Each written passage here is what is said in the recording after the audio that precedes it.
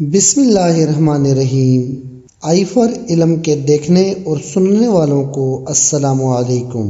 حضرت علی رضی اللہ تعالیٰ عنہ نے ارشاد فرمایا کہ زندگی میں ہمیشہ اپنے چاہنے والوں کو اپنی کمی محسوس کرواؤ، مگر یہ دوری اتنی لمبی نہ کرو کہ کوئی آپ کے بغیر جینا ہی سیکھ لے۔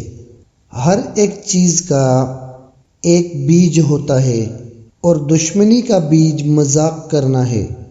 جتنی بھی بڑی مشکل کیوں نہ ہو، جتنا بھی بڑا امتحان کیوں نہ ہو، گھر سے نکلتے وقت ایک روٹی کا نوالا نمک کے ساتھ کھا کے نکلو۔ ایسا ممکن ہی نہیں کہ گھر مایوس ہو کر لوٹو۔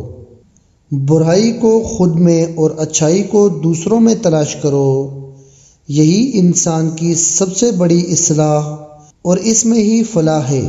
اپنے دوست کی غلطی ریت پر لکھو تاکہ پانی اسے مٹا دے، اور دوست کے احساس پتھر پر لکھو تاکہ کوئی اسے مٹا نہ سکے۔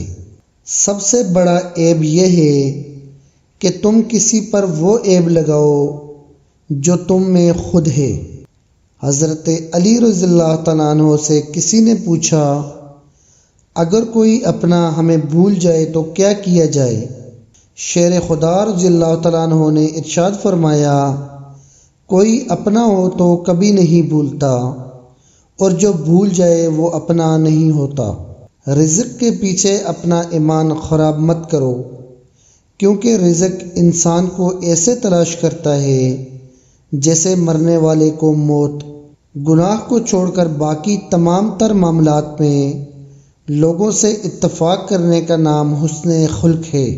چیزیں جب کم ہو جاتی ہیں تو قیمتی ہو جاتی ہیں، لیکن علم جب زیادہ ہوتا ہے تب لائق عزت ہوتا ہے۔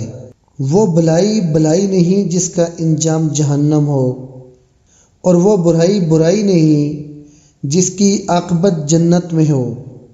جنت کے علاوہ ہر نعمت حقیر ہے، اور جہنم سے بچ جانے کے بعد ہر مصیبت عافیت۔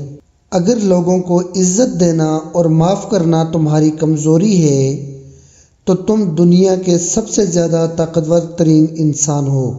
کسی کے خلوص اور پیار کو اس کی بے وقوفی مت سمجھو، ورنہ کسی دن تم خلوص اور پیار تلاش کرو گے اور لوگ تمہیں بے وقوف سمجھیں گے۔ مدد کرنا ایک بہت مہنگا تحفہ ہے، اس لیے سب سے اس کی توقع نہیں کرنی چاہیے، کیونکہ بہت کم لوگ دل کے امیر ہوتے ہیں۔ جس شخص کا ظاہر و باطن ایک ہو اور اس کے قول و عمل میں مطابقت پائی جاتی ہو، ایسا ہی شخص امانت ادا کرنے والا ہے اور اس کی عدالت ثابت ہے۔ اگر انسان کو تکبر کے بارے میں اللہ کی ناراضگی اور سزا کا علم ہو جائے تو بندہ صرف فقیروں اور غریبوں سے ملے اور مٹی پر بیٹھا کرے۔ زندگی کی اصل خوبصورتی یہ نہیں کہ آپ کتنے خوش ہیں، بلکہ زندگی کی اصل خوبصورتی تو یہ ہے کہ دوسرے آپ سے کتنا خوش ہیں۔ جس کو اپنے چھوڑ دیتے ہیں وہ غیروں کے ہاتھ لگ جاتے ہیں۔ زندگی کا ہر دن آخری سمجھو۔ سچ 3 مرحلوں سے گزرتا ہے۔ پہلے مرحلے میں مذاق اڑایا جاتا ہے، دوسرے میں اس کی متشدد طریقے سے مخالفت کی جاتی ہے، اور تیسرے مرحلے میں اسے یوں تسلیم کر لیا جاتا ہے جیسے اس سچائی کو کسی ثبوت کی ضرورت نہیں تھی۔ معزز ویورز، اگر آپ نے ابھی تک ہمارے چینل کو سبسکرائب نہیں کیا تو پلیز سبسکرائب کر لیں، بیل آئیکن دبانا نہ بھولیے گا۔ اپنا ڈھیر سارا خیال رکھیے گا۔ ملتے ہیں ایک نئی ویڈیو کے ساتھ۔